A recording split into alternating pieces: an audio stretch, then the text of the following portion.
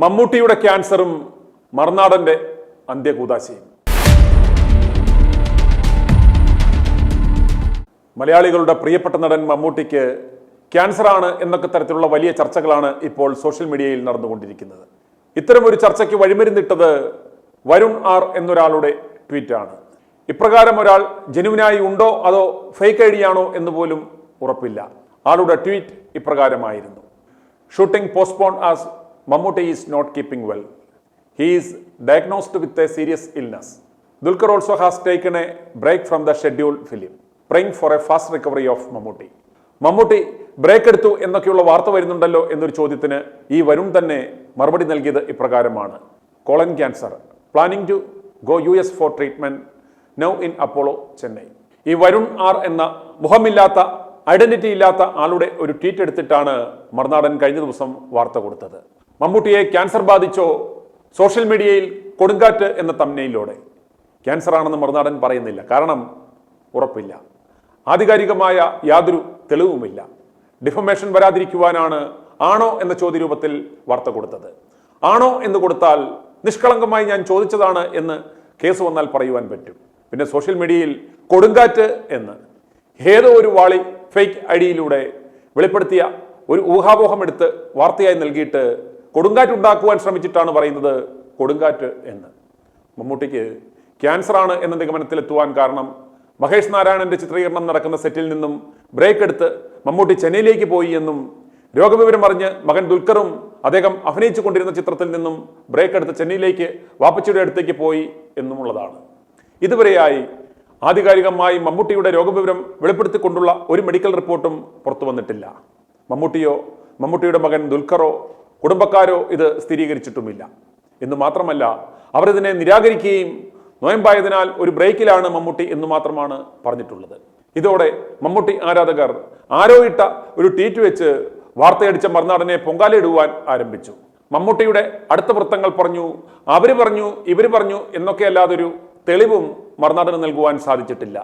ആരാധകർ മറുനാടനെ പൊങ്കാലയ്ക്കിടുക മാത്രമല്ല, അവർ മറുനാടനെ കൊല്ലുകയും ആദരാഞ്ജലികൾ അർപ്പിക്കുകയും ചെയ്തു. മറുനാടന് ആദരാഞ്ജലികൾ അർപ്പിച്ചുകൊണ്ടിറക്കിയ പോസ്റ്റർ ഇന്നലെ ഷാജൻ തന്നെ ഒരു മുൻകൂർ ജാമ്യം എന്നോണം അദ്ദേഹത്തിന്റെ ഫേസ്ബുക്ക് പേജിൽ പോസ്റ്റ് ചെയ്തിരുന്നു. ഇപ്രകാരം ഒരു അടിക്കുറിപ്പോടെ: കുരുപൊട്ടിക്കുവാൻ കാത്തിരിക്കുന്നവർക്ക് സ്വാഗതം, കമന്റ് ഡിലീറ്റ് ചെയ്യുന്നതല്ല എന്ന് പറഞ്ഞ്. ഇതുപോലെ ഒരു തെറിവിളി ലോക മാധ്യമ ചരിത്രത്തിൽ ഒരുപക്ഷെ ആരും കേട്ടിട്ടുണ്ടാവില്ല.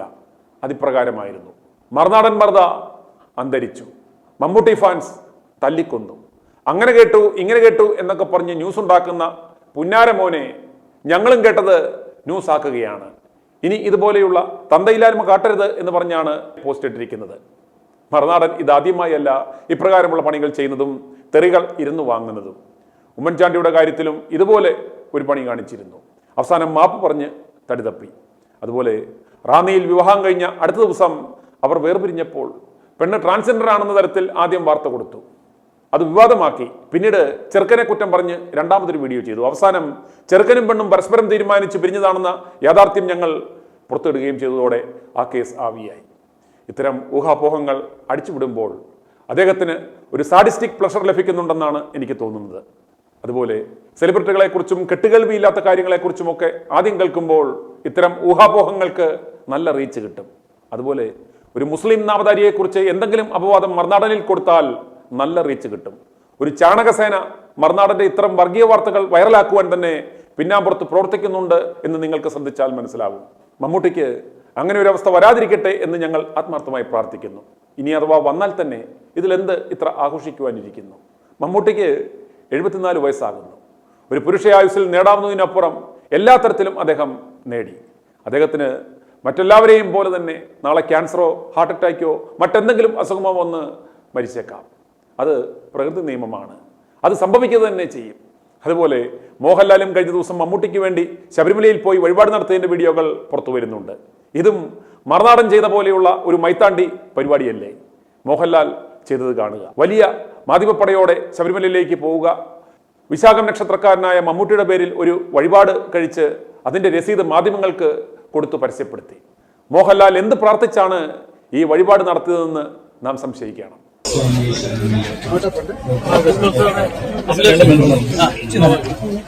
ആളുകൾ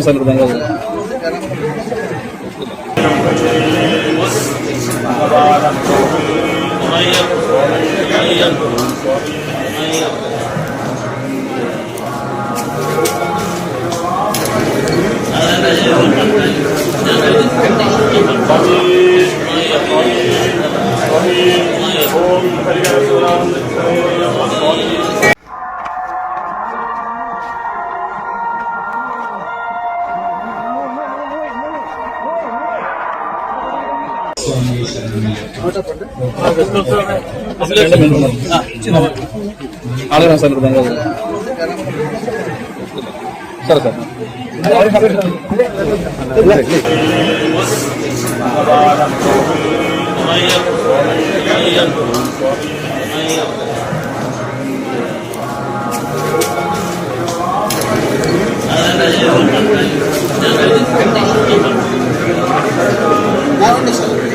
ഒരു സെലിബ്രിറ്റി ആണെങ്കിൽ അവരുടെ രോഗവിവരങ്ങളും വാർത്തയാണ്, അത് തപ്പിക്കണ്ടുപിടിച്ച് ജനങ്ങളെ അറിയിക്കലാണ് മാധ്യമധർമ്മം എന്നൊക്കെ ഇന്നും ഷാജൻ പറയുന്നത് കേട്ടു. ഷാജ, പ്രൈവസി എന്നൊരു കാര്യമുണ്ട്. ഒരു രോഗമുണ്ടായാൽ അത് ഇനിഷ്യൽ സ്റ്റേജിലാണെങ്കിൽ അത് ആരും അറിയാതെ ചികിത്സിച്ച് ഭേദമായി വരുവാനായിരിക്കും നാം എല്ലാവരും ശ്രമിക്കുന്നത്. ഇനിയിപ്പോൾ ക്യാൻസർ ആണെന്ന് തന്നെ വെക്കുക. ഏതുതരം ക്യാൻസർ ആണെങ്കിലും സ്റ്റേജ് 1 സ്റ്റേജിലാണെങ്കിൽ ചികിത്സിച്ച് ഭേദമാക്കുവാനുള്ള സാധ്യത വളരെ വലുതാണ്. ആ അവസ്ഥയിൽ രോഗാവസ്ഥയിലായിരിക്കുന്നവരുടെ മാനസിക നില വളരെ മോശമായിരിക്കും. ആ ഒരു ഞെട്ടലിലായിരിക്കും അവർ. അങ്ങനെ രോഗിയും അവരുടെ വീട്ടുകാരും വലിയ മാനസിക സമ്മർദ്ദത്തിൽ കൂടി കടന്നു പോകുമ്പോൾ ഇത്തരം തന്തയില്ലായ്മകൾ പൊതുജനമധ്യത്തിൽ വിളിച്ചു പറയുമ്പോൾ അവരുടെ അവസ്ഥ എന്തായിരിക്കും എന്ന് ഊഹിച്ചു നോക്കുക. ഒരു യൂട്യൂബർ എന്ന നിലയിൽ ഷാജനെ ഇന്ന് പലരും പുറത്തിറങ്ങിയാൽ തിരിച്ചറിയും. നിങ്ങൾ സിഫിലസ് ബാധിതനായി എന്ന് കരുതുക. അങ്ങനെ ഉണ്ടാവാതിരിക്കട്ടെ എന്ന് ഞാൻ ആത്മാർത്ഥമായി പ്രാർത്ഥിക്കുന്നു. നിങ്ങൾ രഹസ്യമായി ഒരു ആശുപത്രിയിൽ ചികിത്സ തേടാൻ പോയി എന്നും കരുതുക. പരിശോധനാ മുറിയിൽ താങ്കളെ അറിയാവുന്ന ഒരു നഴ്സും ഉണ്ടെന്ന് വിചാരിക്കുക. പരിശോധന കഴിഞ്ഞ് നിങ്ങൾ പുറത്തുപോയി ഡോക്ടർ പറയുന്നതൊക്കെ ആ നഴ്സ് ശ്രദ്ധാപൂർവം കേട്ടെന്നും കരുതുക. അടുത്ത ദിവസം ഈ നഴ്സ് അറിയാവുന്നവരോട് അറിഞ്ഞോ നമ്മുടെ ഇന്നാർക്ക് സിഫിലിസ എന്ന് പറയുകയും ഇത് കേട്ട നിങ്ങളുടെ ശത്രുക്കൾ ഒരു ഫേക്ക് ID ഉണ്ടാക്കി ഈ വിവരം പോസ്റ്റ് ഇടുകയും അത് ഏറ്റെടുക്കുകയും എടുത്തിട്ട് അലക്കാനും സാധ്യതയുള്ളവർക്ക് ഇട്ടുകൊടുത്താൽ എന്ത് സംഭവിക്കും എന്നോർക്കുക. അതുതന്നെയാണ് ഇവിടെയും സംഭവിച്ചത്. ഇത് കണ്ടോടാ എന്ന് പറഞ്ഞ് നമുക്ക് റോഡിലിറങ്ങി നാട്ടുകാരെ തുണിമുക്കി കാണിക്കാൻ പറ്റുമോ? സഹിക്കാനേ പറ്റൂ ഈ അവസ്ഥ വന്നാൽ. അതുപോലെ വാർത്തകളിൽ പലരും പറയുന്നത് കേട്ടു, കോളൻ ക്യാൻസർ വന്നാൽ പെട്ടെന്ന് ക്യൂറബിൾ ആണ് എന്ന്. സ്റ്റേജ് 1 കണ്ടുപിടിച്ചാൽ വിദഗ്ധ ചികിത്സ നൽകിയാൽ രക്ഷപ്പെടുവാനുള്ള സാധ്യത വലുതാണ്. എന്നാൽ ചികിത്സിച്ചില്ല എങ്കിൽ റെക്ടൽ ഏരിയയിലേക്കും വ്യാപിക്കും, കോളോറക്ടൽ ക്യാൻസറായി മാറാം. വളരെ വേഗം തന്നെ ഇൻറ്റസ്റ്റൈനിലേക്കും പാൻക്രിയാസിലേക്കും ഒക്കെ വ്യാപിക്കാം. ഒരു മെറ്റാസ്റ്റാറ്റിക് സ്റ്റേജിലേക്ക് പോയാൽ ചികിത്സ അത്ര ഫലപ്രദമാകില്ല. ഇന്നല്ലെങ്കിൽ നാളെ ഞാനും നിങ്ങളുമൊക്കെ ഈ സ്റ്റേജിലൂടെ കടന്നുപോയേ മതിയാകൂ. മമ്മൂട്ടിക്ക് മാത്രമല്ല നമുക്കെല്ലാവർക്കും ഈ അവസ്ഥയുണ്ടാവാം. നടന്മാരും മനുഷ്യരാണ്. അവർ കഴിക്കുന്ന ഭക്ഷണവും വെള്ളവും എല്ലാം അമേദ്യവും മൂത്രവുമായി തന്നെയാണ് പുറത്തു പോകുന്നത്. അവർക്കും ഈ രോഗങ്ങളെല്ലാം തന്നെ വരും. അവരും നമ്മെപ്പോലെ തന്നെ മരിക്കും. ആ യാഥാർത്ഥ്യം മനസ്സിലാക്കി അവരെ അവരുടെ പാട്ടിന് വിട്ടേക്കുക. ഊഹാപോഹങ്ങൾ ദയവായി പടച്ചുവിട്ട് ഞങ്ങളാണിത് ആദ്യം എടുത്ത് പുറത്തിട്ടത് എന്ന് അവകാശപ്പെടാതിരിക്കുക. അപ്രകാരം ചെയ്യാതിരുന്നാൽ ഷാജന് കിട്ടിയതുപോലെയുള്ള ജീവിച്ചിരിക്കുമ്പോൾ തന്നെയുള്ള ഇരിക്കപ്പിണ്ടം ഒഴിവാക്കാം. i2i News, an eye for truth. i2i News subscribe ചെയ്തിട്ടില്ലാത്തവർ ഇപ്പോൾ തന്നെ സബ്സ്ക്രൈബ് ചെയ്യുക. നോട്ടിഫിക്കേഷൻ ലഭിക്കുവാൻ ബെൽ ബട്ടണും അമർത്തുക.